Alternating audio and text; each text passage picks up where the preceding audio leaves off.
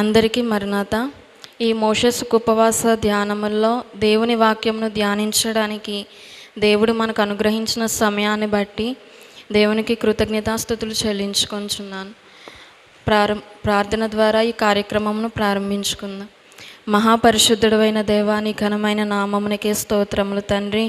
నాయన, ఈ సమయంలో ప్రభు నీ నామంలో ప్రార్థించడానికి, నీ వాక్యంను ధ్యానించడానికి రజా నీవు అనుగ్రహించిన గొప్ప తరుణాన్ని బట్టి ప్రభా నీకు లెక్కలేని స్తుతులు స్తోత్రములు చెల్లించుకుంటున్నాను. ప్రభా, నీ వాక్యం అగ్ని వంటిది తండ్రి. నాయన, నీ పరిశుద్ధమైన మాటలు చెప్పుచుండగా ప్రభా మొదటగా నా హృదయమును కాల్చండి తండ్రి. నీ వాక్యం ద్వారా నన్ను నేను సిద్ధపరచుకొని నాయన వినుచున్న బిడ్డల్లో కూడా ఆత్మశక్తిని నింపమని అడుగుచున్నాను. ప్రభా, జీవ మార్గములో ప్రతి వారిని నడిపించమని అడుగుచున్నాను తండ్రి. చెప్పబోయే వాక్యం అంతటిలోనూ తండ్రి మనుష్యాత్మను మరుగు చేసి ప్రభా నీ దైవ బలము చేత, నీ ఆత్మశక్తి చేత నన్ను నింపమని ప్రభా చేసిన ప్రార్థనకు ప్రతిఫలమును దయచేయమని యేసు పరిశుద్ధ నామమును అడిగి వేడుకొంచున్నాను తండ్రి. ఆమేన్. నిర్గమాకాండం 10వ అధ్యాయం ధ్యానం చేయుచుండగా ఇక్కడ మనకి తెలిసినట్లుగా ఇశ్రాయేలు జనాంగాన్ని దేవుడు ఎన్నుకొని ఉన్నారు. అయితే మొదటి నుంచి చూస్తే వారు బానిసత్వంలో జీవించి ఉన్నప్పటికీ కూడా దేవుడు ఆ బానిసత్వం నుంచి విడిపించి దేవుడు ఇశ్రాయేలు జనాంగాన్ని పాలు తేనెలు ప్రవహించు దేశమునకు నడిపించవలసినదిగా వారి పట్ల ఒక ప్రణాళికను అనేది కలిగి ఉన్నారు. అయితే నిర్గమాకాండము 10వ అధ్యాయము 1వ వచనంలో చూస్తే, ఇశ్రాయేలీయులు ఐగుప్తు దేశము నుండి బయలుదేరిన 3వ నెలలో, వారు బయలుదేరిన నాడే 3వ నెల ఆరంభ దినమందే వారు సీనాయి అరణ్యమునకు వచ్చిరి. ఇక్కడ కొంతమంది భక్తులు నిర్గమాకాండాన్ని 4 భాగాలుగా విభజించారు. అది ఏంటంటే, మొదట బానిసత్వము, రెండవది విడుదల, మూడవది విద్య, 4వది సమర్పణ. 3వది విద్య చూస్తే అది ఎలాంటిదంటే అరణ్య మార్గములో నేర్చుకొనిన విద్య. అరణ్యం అంటే శ్రమ, శోధనకి సాదృశ్యంగా ఉంటుంది. ఒక్కొక్క పరిస్థితిని బట్టి అరణ్యము కూడా ఒక మేలుకరమైన సంగతిగా ఉన్నప్పటికీ కూడా ఇక్కడ ఇశ్రాయేలు జనాంగం అనేవారు అరణ్య మార్గములో శోధన గుండా ప్రయాణము చేసి ఉన్నారు. మానవ జీవితంలో సాధారణంగా మనం గమనించినట్లయితే అరణ్య మార్గం అనేది ఏ రీతిగా ఉంటుందంటే చదునైన భూమిగా ఉండదు, సమముగా ఉండదు. అంతయు కూడా రాళ్ల చేత, రప్పల చేత, గచ్చ పొదలు, ముండ్ల తుప్పల చేత నింపబడి నడవడానికి సరిగా లేని మార్గము అనేది అరణ్యంలో ఉంటుంది. అలాగూ ఆనాడు ఇశ్రాయేలీలు అరణ్య మార్గమున ప్రయాణము చేయుచు ఉన్నారు. అరణ్యములో వారు ప్రయాణం చేయుచున్నప్పుడు అంతటను కూడా అనేకమైన శ్రమలు, బానిసత్వము, కఠినమైన వేదనకు గురై ఆ జనులనేవారు బ్రతికి ఉన్నారు. నిర్గమాకాండం 17వ అధ్యాయం 1వ వచనం చూస్తే, తరువాత ఇశ్రాయేలీయులు సర్వ సమాజము యెహోవా మాట చొప్పున తమ ప్రయాణములలో సీను అరణ్యము నుండి ప్రయాణమైపోయి రెఫీదీములో దిగిరి. అక్కడ కూడా అరణ్యము నుండి ప్రయాణమై రెఫీదీములో దిగిరి. రెఫీదీములో యెహోవా దేవుడు హోరేబ్ అనే కొండ దగ్గర బండ నుంచి వారికి త్రాగడానికి, వారి ఆత్మలు బ్రతకడానికి జీవజలమును అనుగ్రహించి ఉన్నారు. అయితే తమ జీవితాలను తెప్పరిల్ల చేసుకోవడానికి అక్కడ జలము త్రాగి ఉన్నప్పటికీ మరలా తమ బ్రతుకులో శోధన అనేది ఎదురై ఉన్నది. అది అరణ్యంలో వారు చూచుచున్నట్లుగా మనము జీవగ్రంథంలో చూస్తున్నాం. అయితే ఇక్కడ అరణ్య మార్గంలో చూస్తే శోధన ద్వారా దేవుడు మనల్ని శోధించినప్పటికీ, మన బ్రతుకులో శ్రమ కలిగి ఉన్నప్పటికీ అది దేవుడు మనకి కీడుకి కాదు కానీ మన మేలు కొరకే దేవుడు మనల్ని శోధనకి అప్పగిస్తూ ఉంటారు. ఎందుకు అంటే ఆ శోధన ద్వారా మనము దేవునికి మరీ సమీపముగా జీవిస్తామని. అప్పుడు ఇశ్రాయేలీలు అరణ్య మార్గమున కాకుండా మామూలుగా ప్రయాణం చేసిన వారైతే దేవుని యొక్క శక్తి వారు గ్రహించలేరు. కఠినమైన బానిసత్వం నుంచి దేవుడు మమ్మల్ని విడిపించారు. ఇటువంటి ప్రయాణములో మా పాదములకు కూడా దెబ్బ తగలకుండా దేవుడు మమ్మల్ని నడిపించారు అని ఆయన గొప్పతనాన్ని వివరించడానికి ఒక్కొక్క పరిస్థితులప్పుడు దేవుడు మనల్నే శ్రమకు అప్పగిస్తూ ఉంటారు. అయితే మత్తయి సువార్త 4వ అధ్యాయం మొదటి వచనంలో చూస్తే మత్తయి సువార్త 4వ అధ్యాయం మొదటి వచనంలో యేసుక్రీస్తు ప్రభువారు బాప్తిస్మము పొంది అప్పుడే నీటి ఒడ్డుకు వచ్చినప్పుడు అక్కడ మనం కనబడుతూ ఉంది వాక్యము. అప్పుడు యేసు అపవాది చేత శోధింపబడుటకు ఆత్మ వలన అరణ్యమునకు కొనిపోబడెను. అక్కడ యేసుక్రీస్తు ప్రభు వారిలో ఏమైనా తప్పు ఉన్నది అంటే ఏ తప్పు లేదు. అయినా కానీ అపవాది చేత శోధింపబడడానికి ఆయన ఆత్మచేత అరణ్యమునకు కొనిపోబడి ఉన్నారు. అయితే ఒక్కొక్కసారి మన యొక్క అవిధేయతను బట్టి మనమే శ్రమలో పడిపోతూ ఉంటాం. అలాంటి సందర్భములు కాకుండా దేవుడు మన జీవితంలో మన భక్తిని గట్టిపడడానికి, మన ప్రార్థన అనేది పరిపూర్ణం అవ్వడానికి దేవుడు ఒక్కొక్కసారి తన ఆత్మచేత మనలను తన స్వంత ఆలోచనను బట్టి శ్రమకి అప్పగిస్తూ ఉంటారు. ఇక్కడ యేసుక్రీస్తు ప్రభువారు కూడా ఆయన ఆత్మ పరిపూర్ణం అవ్వాలని అపవాది చేత శోధింపబడడానికి పరిశుద్ధాత్మ చేత అరణ్యమునకు కొనిపోబడెను. అయితే మనకు జీవితంలో ఎన్ని శ్రమలు ఎదురైనప్పటికీ కూడా దేనిని బట్టి మనం కృంగిపోకుండా, నిరాశ చెందకుండా యేసుక్రీస్తు ప్రభువారిని మనము మాదిరిగా ఉంచుకొని ఆయన ఏ రీతిగా శోధించబడ్డారో అయినప్పటికీ దేవుని విడిచిపెట్టలేదు, దేవుని దూషించలేదు, ఇంకనూ ఆత్మలో బలపడ్డారు.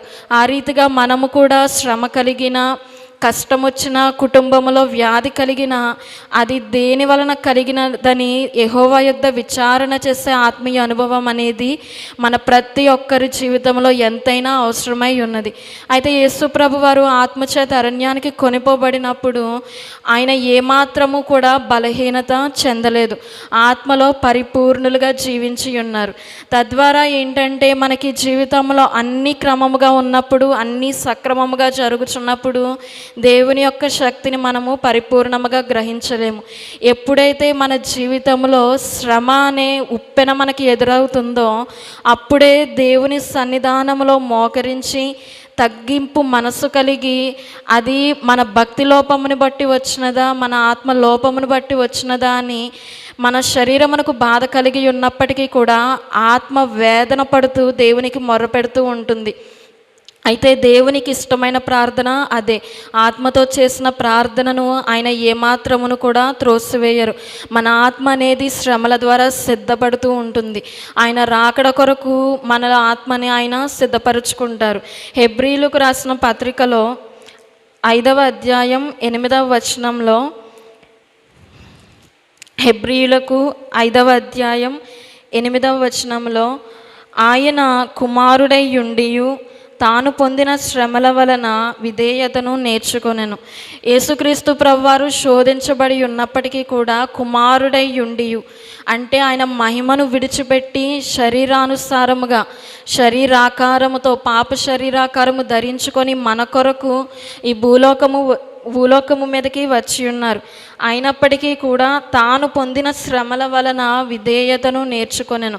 మనకు శ్రమ ఎదురవుతుందంటే దాని ద్వారా ఒక ఫలముననేది మనము మన బ్రతుకులో పొందుకుంటున్నాము. ఆ ఫలము ఏంటంటే దేవుని దగ్గర విధేయత నేర్చుకుంటాము.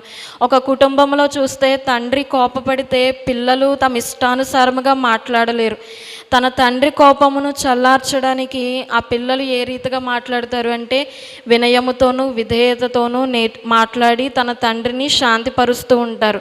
ఆ రీతిగానే మనము యెహోవా తండ్రిని శాంతిపరచాలంటే మనకు ఎదురైన శ్రమను బట్టి ఆయనను దూషించకుండా, ప్రభువా ఈ శ్రమల ద్వారా నాకు విధేయతను నేర్పిస్తున్నావు, నీలో అంటకట్టబడి కొనసాగే జీవితాన్ని నాకు అనుగ్రహిస్తున్నావని దేవునికి స్తుతులు చెల్లించి అరణ్య మార్గమున నడిచినా కూడా, అరణ్య మార్గములో నాకు శ్రమ ఎదురైనా కూడా దేవుడు ప్రతి ఒక్క శ్రమను చక్కబరిచి నా బ్రతుకులో నెమ్మదిని అనుగ్రహిస్తారని మనము దేవుని స్తుతించినప్పుడు ఒక ఆత్మీయమైన జీవితంలో ఒక అంతస్తు మనము ఎదిగినట్లే. అలాగే మొదటి సమూయేలు గ్రంథము 23వ అధ్యాయము 14వ వచనంలో, మొదటి సమూయేలు 23వ అధ్యాయము 14వ వచనం, అయితే దావీదు అరణ్యములోని కొండ స్థలముల యందును జీఫు అను అరణ్యమున ఒక పర్వతమందును నివాసము చేయుచుండెను. సౌలు అనుదినము అతని వెదకినను దేవుడు సౌలు చేతికి అతనిని అప్పగించలేదు. దావీదు మహారాజు అయినప్పటికీ కూడా సౌలు చేత తరమబడుచున్నాడు, తన కుమారుడైన అబ్షాలోము చేత తరమబడుచున్నాడు. ఎందుకు అంటే దావీదును చంపించాలని వారు ప్రయత్నం చేయుచుండగా ఆ సమయంలో దావీదు ఎక్కడికి వెళ్ళారు అంటే అరణ్యములోని కొండ స్థలముల యందును జీఫు అను అరణ్యమున ఒక పర్వతమందును నివాసము చేయుచుండెను. ఈ నిర్గమాకాండం 19వ అధ్యాయంలో గమనించినట్లయితే మొదట ఇశ్రాయేలు జనాంగమునకు అరణ్యం అనే అనుభవం ఎదురైనది.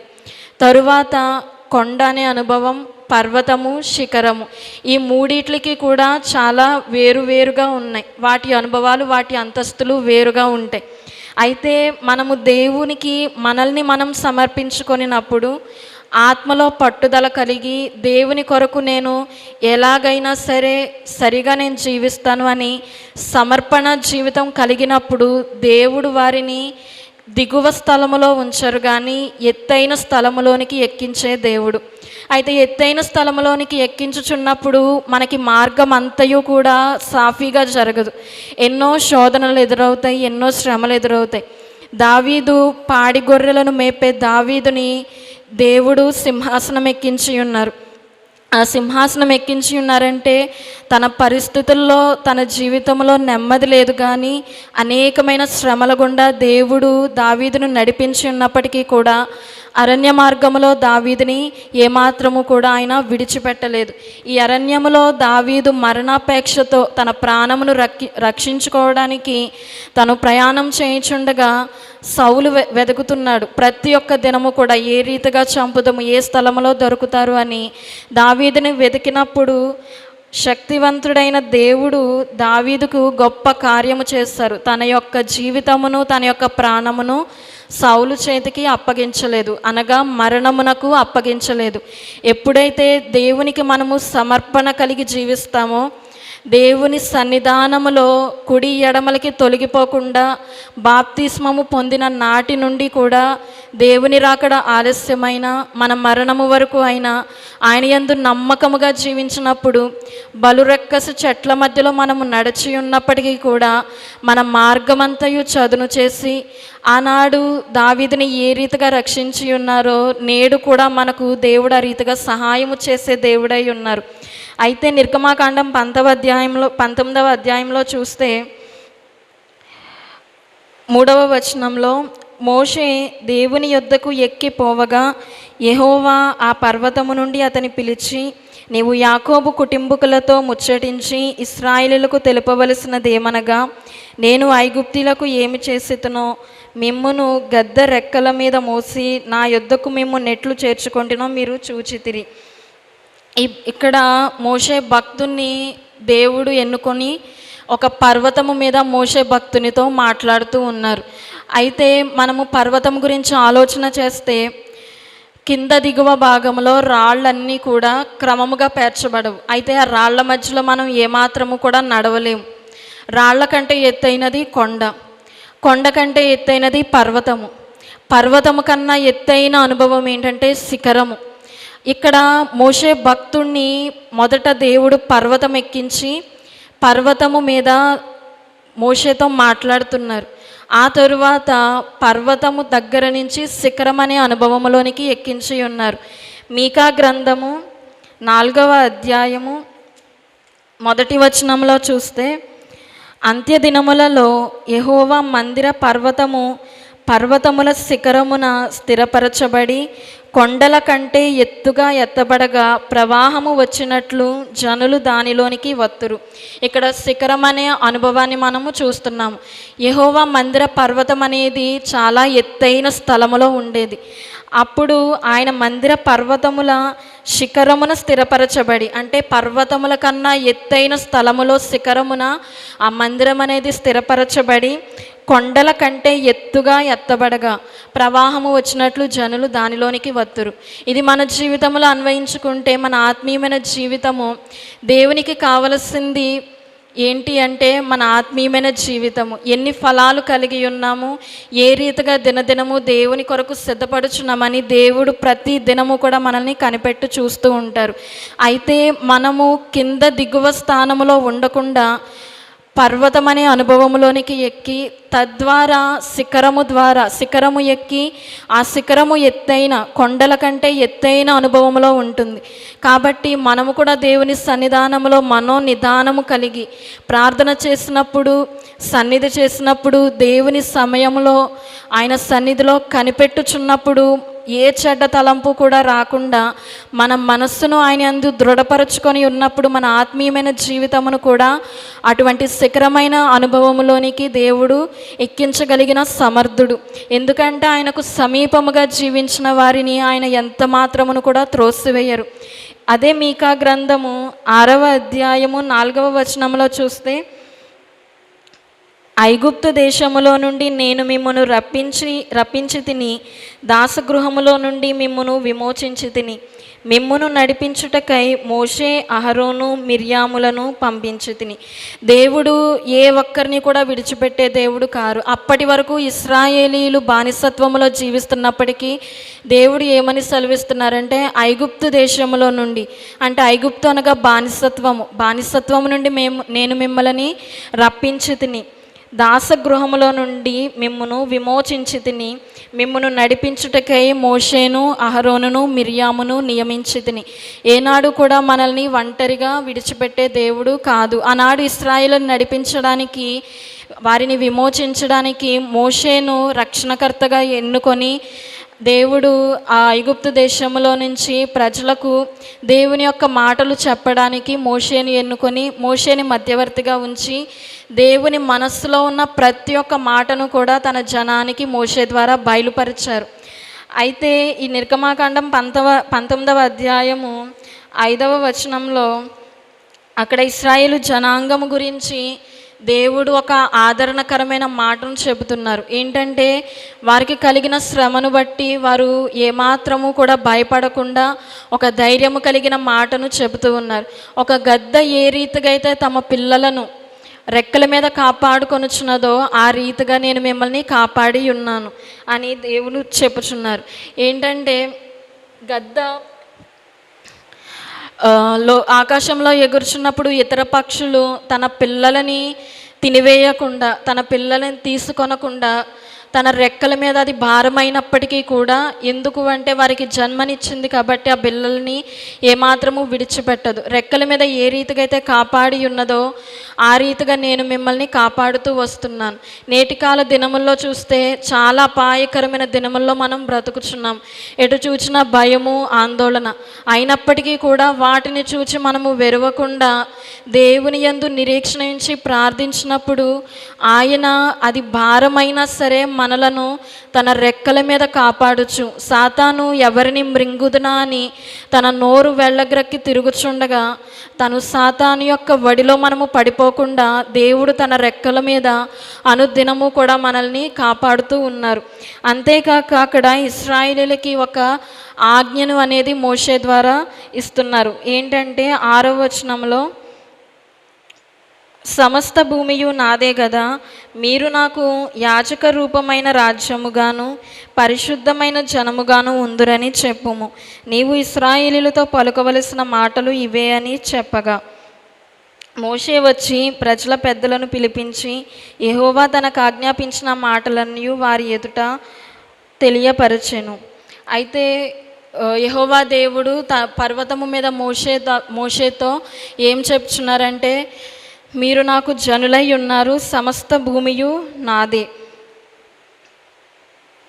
మొదటి రాజుల గ్రంథము 8వ అధ్యాయము 51వ వచనంలో,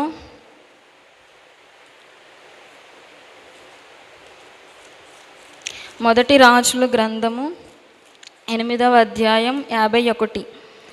వారు ఐగుప్తు దేశములో నుండి, ఆ ఇనుప కొలిమిలో నుండి నీవు రప్పించిన నీ జనులను నీ స్వాస్థ్యమునై ఉన్నారు.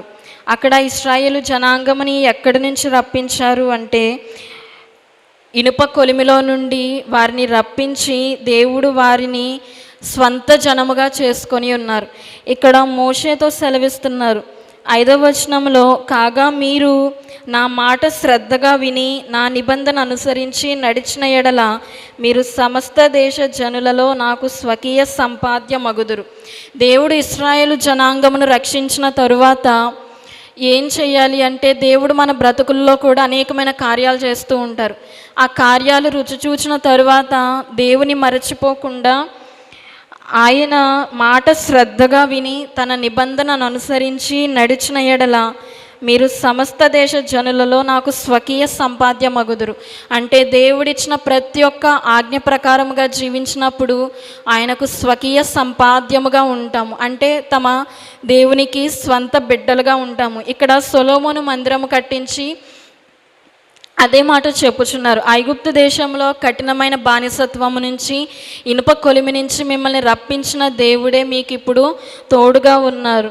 కాబట్టి మనమందరము కూడా ఎవరి స్వాస్థ్యమై ఉన్నామంటే దేవుని స్వాస్థ్యమై ఉన్నాము. 56వ వచనంలో, ఎట్లనగా తాను చేసిన వాగ్దానం అంతటిని బట్టి ఇశ్రాయేలీయులకు తన జనులకు నెమ్మది దయచేసిన యెహోవాకు స్తోత్రము కలిగియుండును గాక.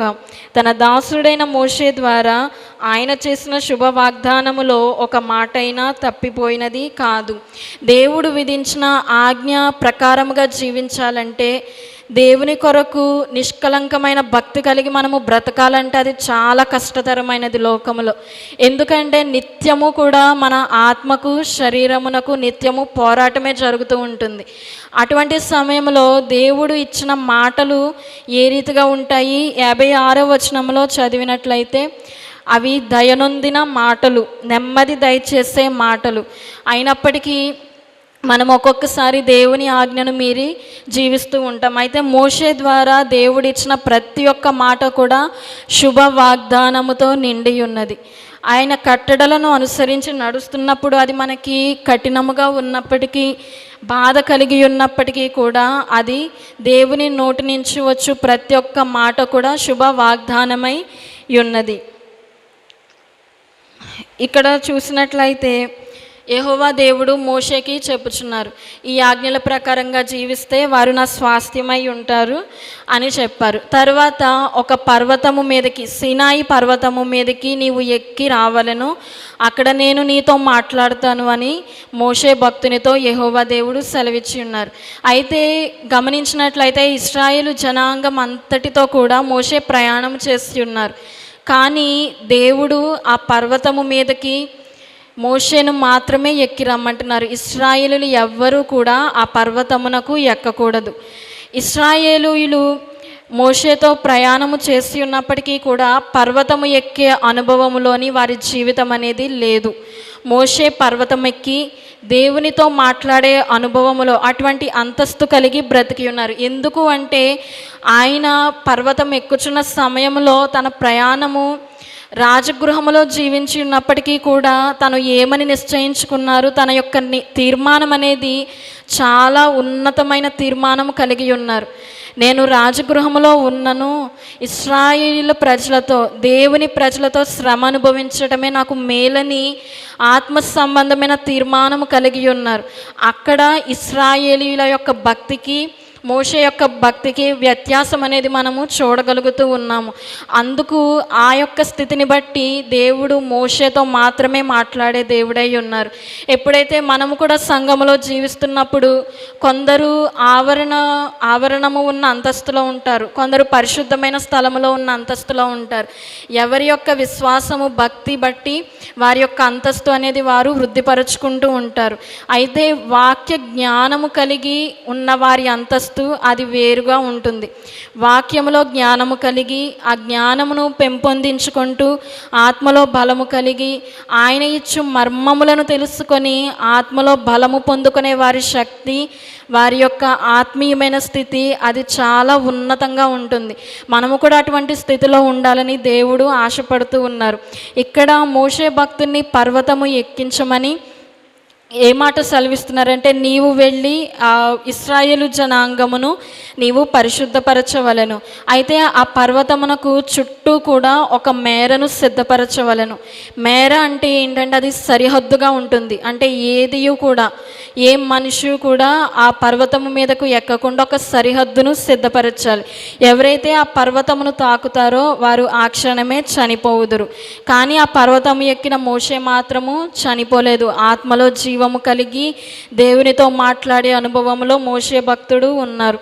అయితే ఇక్కడ 19వ అధ్యాయం 12వ వచనంలో, నీవు చుట్టూ ప్రజలకు మేరను ఏర్పరచి మీరు ఈ పర్వతము ఎక్కవద్దు, దాని అంచును ముట్టవద్దు, భద్రము సుమి, ఈ పర్వతము ముట్టు ప్రతివానికి మరణశిక్ష తప్పక విధింపబడవలెను. ఎందుకు అంటే దేవుడు నిలిచి ఉన్న స్థలము అది ఎంతైనా పరిశుద్ధమైన స్థలము.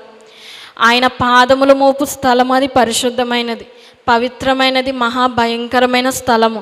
ఆ స్థలములో పాపి అయిన మనుషుడు ఏమాత్రము కూడా నిలవలేరు.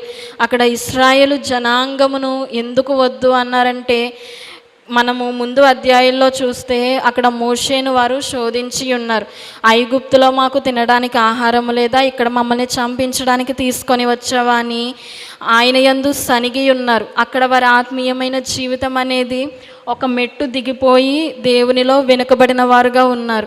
అయితే మోషే భక్తుడు మాత్రము దేవునిలో నిలకడ కలిగి తన మనస్సును, తన ఆత్మను దేవుని యందు నిబ్బరము చేసుకొని ఆయన పనుల కొరకు నిలవబడిన వ్యక్తిగా ఉన్నారు. అయితే మొదటగా చూస్తే మోషే భక్తుడు దేవుడు మోషేని పిలుచుకున్నప్పుడు ఆయన నేను మాట్లాడలేను, నేను నోటి మాంద్యము కలిగిన వాడను అని తన్ను తాను తగ్గించుకొని ఉన్నప్పటికీ కూడా దేవుడు దినదినము ఆయన చేస్తున్న క్రియలను బట్టి ఆయన శక్తిని, ఆయన ప్రభావమును దేవుని కొరకు నిలవబడినప్పుడు మనము స్వల్పమైన వారమైనను, మనలో శక్తి లేకపోయినను, ఆత్మలో జ్ఞానము లేకపోయినను ఆయన పక్షమున నిలవబడి పట్టుదల కలిగి యథార్థమైన ప్రవర్తన కలిగి ఆయన కొరకు జీవిస్తే ఆయనే మనల్ని నడిపించగలిగిన దేవుడై ఉన్నారు. అసాధ్యమైన వాటి కార్యాలను మన ద్వారా సాధ్యము చేసే దేవుడు. ఎందుకంటే మనము సర్వశక్తి గల దేవుణ్ణి ఆశ్రయించి ఉన్నాము. ఆయన పరిశుద్ధ పర్వతము ఎక్కగలిగిన అనుభవము మోషేకు ఇచ్చినట్లుగా మనము కూడా దావీదు భక్తుడు సెలవిస్తున్నారు, నేను ఎక్కలేనంత ఎత్తైన కొండపైకి నన్ను ఎక్కించుము అని సెలవిస్తున్నారు. అలాగే యెహెజ్కేలు భక్తునితో దేవుడు మాట్లాడిన మాట ఏంటంటే, నీ పాదములు లోతు సరిపోదు, మోకాళ్ళ లోతు సరిపోదు, నడుము లోతు సరిపోదు, పూర్తిగా దేవునిలో పూర్తిగా ఉండాలి. అలాగే మనము కూడా కొండ అనుభవం సరిపోదు, పర్వత అనుభవం సరిపోదు, శిఖరం అనుభవం కలిగి దేవునిలో మనము ఎదిగే అనుభవాన్ని దేవుడు మనకి అనుగ్రహించలాగున ఆయన మాటల ప్రకారంగా మనము దినదినము కూడా సిద్ధపడాలి. ఇక్కడ ఆయన అగ్నితో దిగి వచ్చి ఆ పరిశుద్ధ పర్వతము మీద, ఆ సీనాయి పర్వతము మీద నేను నీతో మాట్లాడతాను కాబట్టి నీవు సిద్ధపడవలనని చెప్పి మోషేని దేవుడు హెచ్చరించి ఉన్నారు. అయితే దేవుడు అనేక మార్లు తన వాక్యంతో మనల్ని హెచ్చరిస్తున్నప్పుడు దేవుని వాక్యమును నిర్లక్ష్యపెట్టి మనం వ్యక్తిగత జీవితంలో ఒక్కొక్కసారి శ్రమను తెచ్చుకుంటూ ఉంటాము. ఎందుకంటే వాక్యము అది మనకి ఏమీ చేయదు అన్న నిర్లక్ష్యతలో ఉండి మనము భయము లేక దేవునికి వెనుకబడి జీవిస్తూ ఉంటాం. కానీ మోషే భక్తుడు అలాగూ చేయకుండా దేవుడు ఇచ్చిన ప్రతి ఒక్క మాట చొప్పున, దేవుడు చెప్పిన ప్రతి ఒక్క మాట ఇశ్రాయేలు జనాంగమునికి చెప్పి ఉన్నారు. అలాగే ఇశ్రాయేలు చెప్పిన మాట యెహోవా దేవునికి చెప్పిన వ్యక్తిగా ఉన్నారు. అలాగూ మనం చేసిన ప్రార్థన కూడా, మనం ప్రార్థన చేసినప్పుడు మన ప్రార్థన దేవుని సన్నిధానమునకు చేరి ఆయన కలల ద్వారానో దర్శనము ద్వారానో మన ప్రార్థనకు నెరవేర్పును అనుగ్రహించే అనుభవము మన ఆత్మీయమైన జీవితంలో ఉండాలి. తద్వారా ఆ కలల ద్వారా అనుగ్రహించిన సమాధానమును యెహోవా యొద్ద విచారణ చేసి, ప్రభువా ఇది నాకు మేలుకరమైనదా కాదా అని దేవుని దగ్గర పరీక్షించే అనుభవము మనము కలిగి ఉండాలి.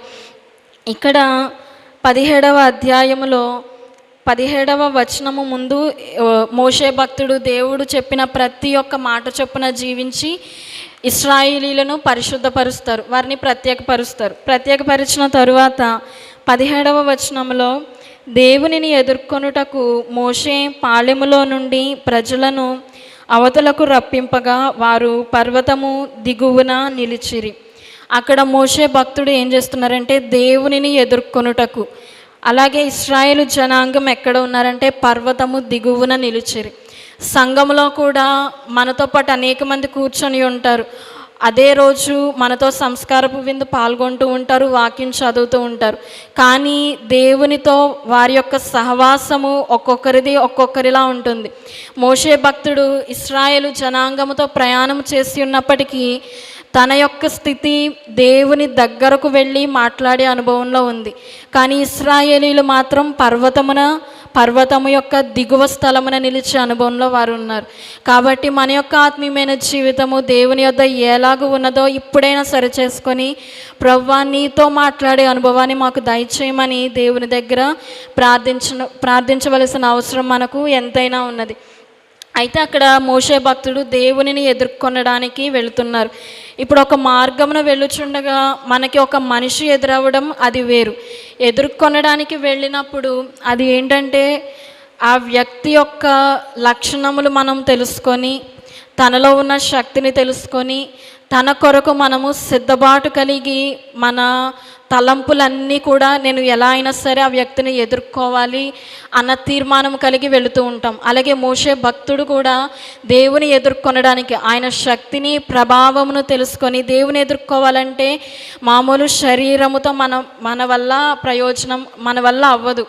అది ఎంతైనా ఆత్మ సంబంధమైన సంగతులు మనము గ్రహించి ఆత్మలో సిద్ధపాటు కలిగి జీవించినప్పుడు మాత్రమే దేవుని ఎదుర్కొనగలిగిన శక్తి మనలో ఉంటుంది. ఆదికాండము 22వ అధ్యాయము 2వ వచనంలో అబ్రహాము భక్తుని చూస్తే 22వ అధ్యాయం 2వ వచనం, అప్పుడు ఆయన నీకు ఒక్కడై ఉన్న నీ కుమారుని అనగా నీవు ప్రేమించు ఇస్సాకును తీసుకొని మోరియా దేశమునకు వెళ్ళి అక్కడ నేను నీతో చెప్పబోవు పర్వతములలో ఒక దాని మీద దహనబలిగా అతనిని అర్పించమని చెప్పారు. అక్కడ అబ్రహాము కూడా ఒక పర్వతమును మీదకి ఎక్కిస్తున్నారు. ఎందుకు అంటే అబ్రహాము యొక్క విశ్వాసమును దేవుడు పరీక్షించడానికి. ఎప్పుడైనా కూడా మనకి శ్రమ వచ్చిందంటే తద్వారా మన ఆత్మీయమైన జీవితానికి దేవుడు తప్పక ఆశీర్వాదమును అనుగ్రహిస్తున్నారని మనము గ్రహించాలి. అక్కడ అబ్రహాము జీవితంలో కఠినమైన బాధ, ఎంతో వేదన. ఎందుకంటే 100 ఏండ్ల కాలములో ఆయనకు ఇచ్చిన కుమారుని, ఒక్కగానొక్క కుమారుని నీవు మరలా నాకు దహనబలిగా అర్పించాలి. లోకంలో తల్లిదండ్రులు తమ బిడ్డలని ఎంతగానో ప్రేమిస్తారు. వారికి చిన్న దెబ్బ తగిలినా సరే ఏమీ తట్టుకోలేరు.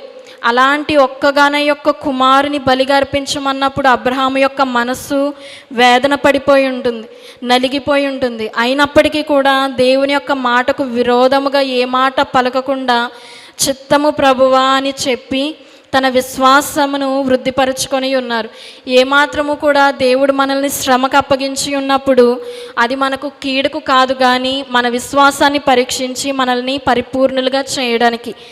అక్కడ 4వ వచనంలో చూస్తే 3వ నాడు అబ్రహాము కన్నులెత్తి దూరము నుండి ఆ చోటు చూచి, అంటే దేవుడు చెప్పిన మాట దినము మొదలుకొని అబ్రహాము ప్రయాణమై అప్పటికి 3 రోజులు గడిచి ఉన్నది. 3 దినములు కూడా చూస్తే ఒక్క దినమైనా నేను వెనక్కి వెళ్ళిపోవచ్చు, నా కుమారుని తీసుకొని నా కుమారుని నేను బలిగా ఇవ్వను, యెహోవాకు నేను వేడుకుంటాను అని ఏమాత్రము కూడా వెనుక చూడలేదు. 3 దినములు కూడా దేవుడు చెప్పిన మాట ప్రకారముగా జీవించి నిరీక్షణ కలిగి నా దేవుడు సమస్తమును చేయగలిగిన సమర్థుడని సమస్తమైన భారము కూడా ఆయన మీదే వేసి విశ్వాసములో ముందుకు పరిగెత్తిన వ్యక్తిగా ఉన్నారు. ఆ రీతిగా మోషే దేవుని ఎదుర్కొనాలంటే మోషేని ఎన్నుకొనిన దినము నుంచి కూడా ఇశ్రాయేలీలు అనేక రీతిలుగా మోషేను శోధించారు. అయినప్పటికీ కూడా మోషే ఏమాత్రము విసుగుదల చెందకుండా దేవుని యొద్దకు ఇశ్రాయేలు జనాంగమును నడిపించారు. అది తన ఆత్మీయమైన తీర్మానమును బట్టి. కాబట్టి దేవుడు ఆ పర్వతము మీద మోషేతో మాట్లాడడానికి సిద్ధముగా ఉన్నారు. కాబట్టి మనము కూడా దేవుని ఎదుర్కోవాలి అంటే మొదటగా మనము సిద్ధపడాలి. సిద్ధపడుచున్నప్పుడు అనేక రకమైన తలంపులు మన హృదయంలోనికి వస్తాయి. దేవుని సన్నిధానంలో కనిపెట్టినప్పుడు చెడు తలంపులు వస్తాయి, లేదా కుటుంబ సమస్యలు గుర్తు వస్తూ ఉంటాయి, లేదా బిడ్డలకు ఉన్న వ్యాధి గుర్తు వస్తూ ఉంటుంది. అది ఏంటంటే దేవునితో మనకు కలిగిన సహవాసమును చెరిపివేయడానికి అవన్నీ వస్తూ ఉంటాయి. వాటినన్నిటినీ విడిచిపెట్టి నేను నీ కొరకు సిద్ధపడాలి, కాబట్టి నన్ను నేను పరిపూర్ణులుగా చేసుకోవడానికి ప్రభువా నీ ఆత్మ సహాయమును నాకు అనుగ్రహించుమని మనలో శక్తినిచ్చే దేవునికి మొర్ర పెట్టాలి. కీర్తనలు గ్రంథము 88వ అధ్యాయము 13వ వచనం. కీర్తనలు 88వ అధ్యాయము 13వ వచనంలో, యెహోవా నేను నీతోనే మనవి చేయుచున్నాను, ఉదయమున నా ప్రార్థన నిన్ను ఎదుర్కొనును. అక్కడ దావీదు భక్తుడు సెలవిస్తున్నారు. దావీదు తనకు కలిగిన శ్రమను బట్టి మనుషుల యొద్ద చెప్పుకొనుట లేదు, కానీ యెహోవా నీకే నేను మొర్రపెట్టుచున్నాను, ఉదయమున నా ప్రార్థన నిన్ను ఎదుర్కొనును. వేకువ జామునే తన కంఠస్వరమును తన ప్రాణము మేలుకొని దేవుని సన్నిధానంలో ప్రార్థన చేస్తున్నారంటే ఆ ప్రార్థనలో ఎంత శక్తి ఉన్నదో మనము గ్రహించాలి. ఒక్కొక్కసారి మనం చేసిన ప్రార్థనకు సమాధానం రాదు, ఎందుకంటే మనము మైండ్ని ఒక చోట పెట్టి నోటి మాటల ద్వారా పలుకుతూ ఉంటాం. దేవుని సన్నిధానంలో ప్రార్థించినప్పుడు మన ప్రార్థన దేవునిని ఎదుర్కొనే రీతిగా ఉండాలి, ఎందుకంటే ప్రార్థన ద్వారా అనేకమైన కార్యములు మనము చేయగలము. కాబట్టి మనం ప్రార్థించినప్పుడు మన దృష్టి అంతయు కూడా మనకు సమాధానమును అనుగ్రహించే దేవుని వైపే పెట్టుకోవాలి.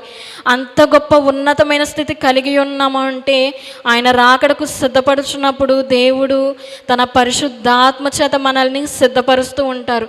ఎందుకంటే ప్రార్థన చేయాలన్నా, వాక్యము ధ్యానించాలన్నా అవి పరలోక సంబంధమైన మాటలు కాబట్టి మనుష్య జ్ఞానమునకు ఏమాత్రము కూడా అందవు. కానీ మన మనస్సును, మన ధ్యానమును, తెలివిని అంతయు కూడా విడిచిపెట్టి సమస్తమును కూడా సమర్పణ చేసుకొని దేవుని సన్నిధిలో జీవించినప్పుడు ఆయనే మన ఆత్మలను బలపరిచి మన ప్రార్థన దేవుని ఎదుర్కొనే రీతిగా, అంటే మనం ప్రార్థించినప్పుడు ఆయన సన్నిధి మనతో కూడా ఉంటుంది.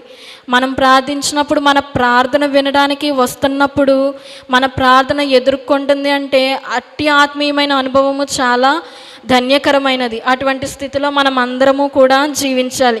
అలా బ్రతకాలి అంటే కొన్ని సిద్ధపాటు కలిగి ఉన్నప్పుడు మాత్రమే మనము చేయగలము. మొదటి దశలోనికయులకు 4వ అధ్యాయము 17వ వచనంలో, ఆ మీదట సజీవులమై నిలిచియుండు మనము వారితో కూడా ఏకముగా ప్రభువును ఎదుర్కొనుటకు ఆకాశ మండలమునకు మేఘముల మీద కొనిపోబడుదుము. కాగా మనము సదాకాలము ప్రభువుతో కూడా ఉందుము. ఆ మీదట సజీవులమై నిలిచియుండు మనము.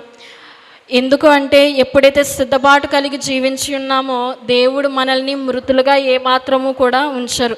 ఆత్మలో సజీవము కలిగి బ్రతికి మేఘము మీద దేవుని ఎదుర్కొనే కృపాశక్తిని మనకి దేవుడు అనుగ్రహిస్తారు. అయితే నిర్గమాకాండం 19వ అధ్యాయంలో అటువంటి తీర్మానము కలిగి మోషే భక్తుడు జీవించి ఉన్నారు కాబట్టి దేవుని ఎదుర్కొని మోషే పాలము నుండి, ప్రజల నుండి వేరుగా వచ్చి దేవుని ఎదుర్కొని దేవునితో మాట్లాడిన అనుభవంలో మోషే బ్రతికి ఉన్నారు. అక్కడ 18వ వచనంలో, యెహోవా అగ్నితో సీనాయి పర్వతము మీదకి దిగివచ్చినందున అదంతయు ధూమమయమై ఉండెను. దాని ధూమము కొలిమి ధూమము వలె లేచెను. పర్వతమంతయు మిక్కిలి కంపించెను. ఆ పర్వతము మీద యెహోవా భక్తుడు మోషేతో మాట్లాడుచున్నప్పుడు ఆయన స్వరము ఎప్పుడైతే మోషే విన్నారో, ఆయన స్వరము ఎప్పుడైతే బయటకు వచ్చి ఉన్నదో ఆ స్థలమంతయు కూడా కంపించెను. అయితే భూమి కంపించినప్పుడు ఏ నరుడు కూడా చక్కగా నిలవబడలేరు, నడవలేరు. కానీ మోషే భక్తుడు నిలవగలిగి ఉన్నారు. ఎందుకు అంటే ఆయన సన్నిధిలో మనోనిదానము కలిగి, ఆత్మయందు పట్టుదల కలిగి, దేవుడిచ్చిన ప్రతి ఒక్క మాట ప్రకారముగా భయము కలిగి జీవించినందుకు ఆ స్థలమంతా కంపించి ఉన్నప్పటికీ కూడా మోషే భక్తునికి అటువంటి శక్తిని దేవుడు అనుగ్రహించి ఉన్నారు. కీర్తనలు 68వ అధ్యాయం 8వ వచనంలో, కీర్తనలు 68 8వ వచనంలో, భూమి వణికెను, దేవుని సన్నిధిని అంతరిక్షము దిగజారెను, ఇశ్రాయేలు దేవుడగు దేవుని సన్నిధిని ఆవలి సీనాయి కంపించను. ఎప్పుడైతే దేవుని స్వరము బయలువెడలి వచ్చి ఉన్నదో ఆ సీనాయి పర్వతం అంతయు కూడా కంపించను. మనకి తెలిసినట్లుగా యెహోవా స్వరము అరణ్యమును కదిలించను. మొదటగా మనము ధ్యానం చేసిన విషయంలో అరణ్యం అనేది ఒక శ్రమ అని చూసుకొని ఉన్నాం. అయితే అటువంటి శ్రమ శోధన ఎదురైనప్పటికీ కూడా మోషే దేవునిని ఎదుర్కొనడానికి ఏ రీతిగా అయితే సిద్ధపడి ఉన్నారో ఆ రీతిగా మనం దేవునిని ఎదుర్కొనడానికి మన ప్రార్థనను సిద్ధపరచుకున్నప్పుడు, అటువంటి తీర్మానము కలిగి మనము జీవించినప్పుడు, అరణ్యం అనే మార్గంలో మనం ఉన్నా కూడా యెహోవా స్వరము మన ప్రార్థన విని ఆయన స్వరముతో మనతో మాట్లాడే దేవుడు. ఆయన స్వరము అరణ్యమును కదిలించెను. అంటే మన జీవితంలో ఎదురైన శ్రమను ప్రార్థన ద్వారా ఆయన స్వరమును అందించినప్పుడు ఆ శ్రమను కదిలించే దేవుడుగా ఉన్నారు. ఆయన మాటలు ఎంతైనా నమ్మదగిన మాటలు. అపోస్తుల కార్యములు 4వ అధ్యాయము 31వ వచనంలో, 4వ అధ్యాయం 31వ వచనంలో అక్కడ పేతురు యోహానులు ప్రార్థన చేయుచున్నారు. వారు ప్రార్థన చేయగానే వారు కూడి ఉన్న చోటు కంపించెను. అప్పుడు వారందరూ పరిశుద్ధాత్మతో నిండిన వారై దేవుని వాక్యమును ధైర్యముగా బోధించిరి. ఇటువంటి దైవ కార్యాలు చేయాలంటే మనము శరీరముతో చేయలేము, కానీ మహిమ శరీరము దాల్చుకొని, అంటే ఆత్మశక్తి కలిగి దేవుని యొక్క మహిమను పొందుకొని దేవుని ద్వారా మనము ఇటువంటి కార్యములు చేయగలము. ఎప్పుడైతే పేతురు యోహానులు ప్రార్థించారో ఆ ప్రార్థించిన స్థలం అంతయు కూడా కంపించెను. అయితే యెహోవా స్వరముతో మాట్లాడుచున్నప్పుడు ఆ స్థలమంతా కంపించింది. అలాగే మనము దేవుని సన్నిధానములో దేవుని యందు భయభక్తులు కలిగి నిబ్బరము కలిగి ఆత్మలో మెలకువ అనేది మనకి ఎంతైనా అవసరమై ఉన్నది. స్వస్థ బుద్ధి కలిగి దేవుని సన్నిధిలో ప్రార్థించినప్పుడు ఆ స్థలమునంతా కూడా దేవుడు పరిశుద్ధాత్మతో కంపించే దేవుడు. అందుకని దేవుడు మోషేతో సెలవిస్తున్నారు, నీవు నిలిచియుండు స్థలము పరిశుద్ధమైన స్థలము. మనము ప్రార్థించే స్థలము కూడా అది అపవిత్రమై ఉన్నప్పటికీ కూడా మన ప్రార్థనను బట్టి, మన యొక్క తీర్మానమును బట్టి దేవుడు పరిశుద్ధపరిచి పవిత్రపరిచి ఆ స్థలాన్ని కంపింపజేస్తారు. అరణ్యము వంటి శ్రమ మనకి ఎదురైనప్పటికీ కూడా దేవుడు ఆ శ్రమ నుండి విడిపించి సమస్తమైన మార్గమును కూడా సమము గల భూమిగా చేసి ఆనాడు ఇశ్రాయేలు జనాంగమును ఏ రీతిగా అయితే నడిపించారో ఈనాడు ఆయన రాకడ వరకు కూడా అటువంటి మహిమతో అటువంటి ఆత్మశక్తితో మనల్ని నడిపించడానికి దేవుడు ఇష్టము కలిగి ఉన్నారు. కాబట్టి మోషేను మాదిరిగా చేసుకొని, యేసుక్రీస్తు ప్రభు వారిని మాదిరిగా చేసుకొని ఆయన శోధన పడి ఉన్నప్పటికీ కూడా శ్రమ ద్వారా విధేయత నేర్చుకొనెను. అయితే మోషే భక్తుడు శ్రమ ద్వారా, యేసుక్రీస్తు ప్రభువారు శ్రమ ద్వారా విధేయత నేర్చుకొని పరిపూర్ణులయ్యేలాగున మోషే భక్తుడు శిఖర అనుభవమునకు ఎక్కినలాగున మనము కూడా ఆ రీతిగా దేవుని సన్నిధానంలో బలపడే కృప దేవుడు మనకు అనుగ్రహించును. అయితే ఇక్కడ 20వ వచనంలో, నిర్గమాకాండము 19వ అధ్యాయం 20వ వచనంలో, యెహోవా సీనాయి పర్వతము మీదికి, అనగా ఆ పర్వత శిఖరము మీదికి దిగి వచ్చెను. యెహోవా పర్వత శిఖరము మీదికి రమ్మని మోషేను పిలువగా మోషే ఎక్కిపోయాను. ఇక్కడ మనం చూస్తున్నాం, మొదట అరణ్యము, తర్వాత పర్వతము మీదకి ఎక్కి రమ్మన్నారు. ఎప్పుడైతే యెహోవా యొక్క మహిమ ఆ పర్వతము మీదకి వచ్చి ఉన్నదో శిఖరము అనే అనుభవాన్ని మనము చూస్తూ ఉన్నాం. అలాగే దేవునిలో మనం సిద్ధపడినప్పుడు మొదట మన స్థితి కొంచెముగా ఉన్నను తుదకు ఆత్మీయమైన జీవితంలో దేవుడు మనలను మహా అభివృద్ధి పరిచే దేవుడు. మొదట మోషే భక్తుడు నేను మాట్లాడలేను అని భయము కలిగి ఉన్నప్పటికీ తద్వారా దేవుడు మోషేను శిఖరం అనే అనుభవంలోనికి ఎక్కించి ఉన్నారు. ఆయన అగ్నితో మాట్లాడే దేవుడు. ఆ స్థలమంతయు అగ్నితో నింపబడి ఉన్నప్పటికీ కూడా మోషేకు ఏ హానియు కూడా జరగలేదు. ఆయన ఏమాత్రము చనిపోలేదు. అయితే ఎవరైతే ఇశ్రాయేలుల పర్వతమును ముడతారో వారు చనిపోవుదురని యెహోవా సెలవిచ్చి ఉన్నారు. అయితే ఆ పర్వతము మీద ఉన్న మోషే మాత్రము చనిపోలేదు. ఎందుకు అంటే దేవునితో అంత సహవాసము కలిగిన కలిగిన భక్తునిగా జీవించి ఉన్నారు కాబట్టి దేవుడు మోషేను ఎన్నుకొని తన పక్షముగా ఇశ్రాయేలు జనాంగమునకు మధ్యవర్తిగా, దేవునికిని జనులకు మధ్యవర్తిగా నియమించుకొని ఆయన కార్యాలను, ఆయనకిష్టమైన ప్రతి ఒక్క పనిని మోషే ద్వారా దేవుడు ఇశ్రాయేలు జనాంగమునకు ఇచ్చి ఉన్నారు. దీని ద్వారా, ఈ అధ్యాయం ద్వారా మనం నేర్చుకొనవలసినది, అరణ్యము వంటి శ్రమలు మనకు ఎదురైనప్పటికీ కూడా మన ఆత్మీయమైన జీవితంలో పరిపూర్ణముగా జీవించడానికని గ్రహించి ప్రార్థనలో దేవుని ఎదుర్కొనగలిగిన శక్తిని మనము పొందుకొని శిఖరమనే అనుభవంలోనికి దేవుడు మనల్ని నడిపించులాగున దేవుడు మనకు సహాయం చేయును గాక. ఆమేన్. ప్రార్థన చేసుకు. మహాపరిశుద్ధుడైన దేవా, నీ ఘనమైన నామమునికే స్తోత్రములు తండ్రి. నీ మాటలు ప్రభువా, మమ్మల్ని పరిశుద్ధపరిచే మాటలు, నీ కొరకు సిద్ధపరిచే మాటలు తండ్రి.